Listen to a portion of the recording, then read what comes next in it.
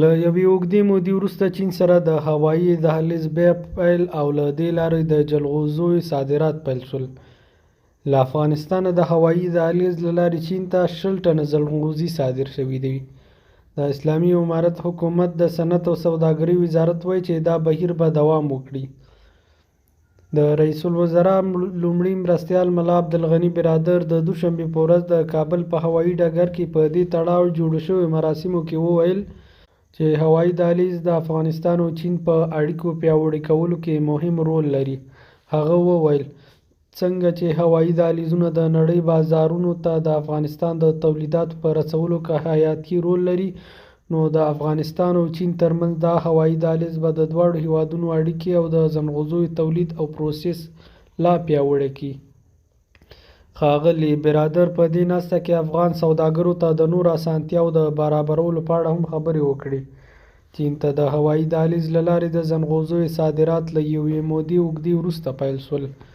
د افغانستان د سوداګرۍ او پانګونې خونې د معلوماتو پر بنسټ د اسلامي امارت له واکمنېدو وروسته یوازې یو ځل د کامیر شرکت له لوري چین ته ځنغوزي صادر شوي وو. په ورته وخت کې د تازه وچې میوې یو شمېر سوداګر که څه هم له چین سره د هوایي دهلیز د پرانیستې هرکلی کوي، خو وایي چې د نورو میوو د صادراتو لپاره هم باید ورته هوایي دهلیزونه جوړ شي.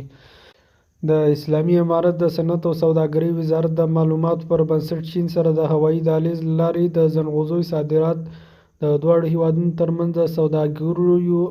خونو د چین د حکومت او د کامیر شرکت ترمنځ د شوي تړون پر بنسټ د دوبۍ له لارې چین ته انتقالیږي.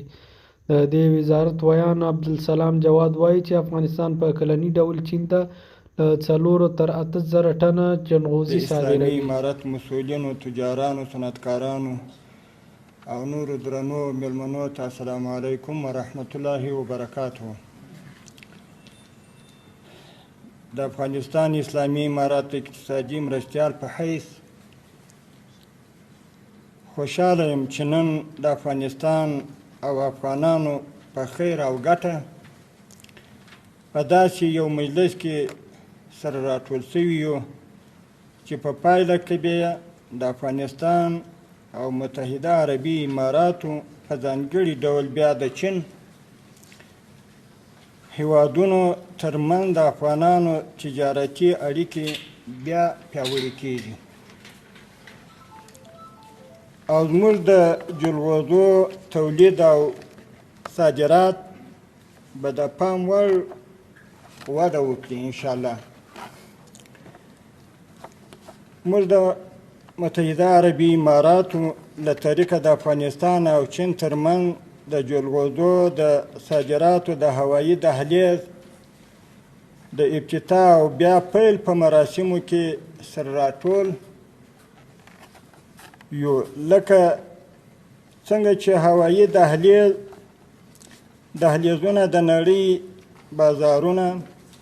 بازارونو ته د افغانستان د تولیداتو په رسولو کې خورا حیاتي رول لري، نو د افغانستان او چین ترمنځ د هوایي دهلیز به د افغانستان او چین ترمنځ تجارتي اړیکې لا قوي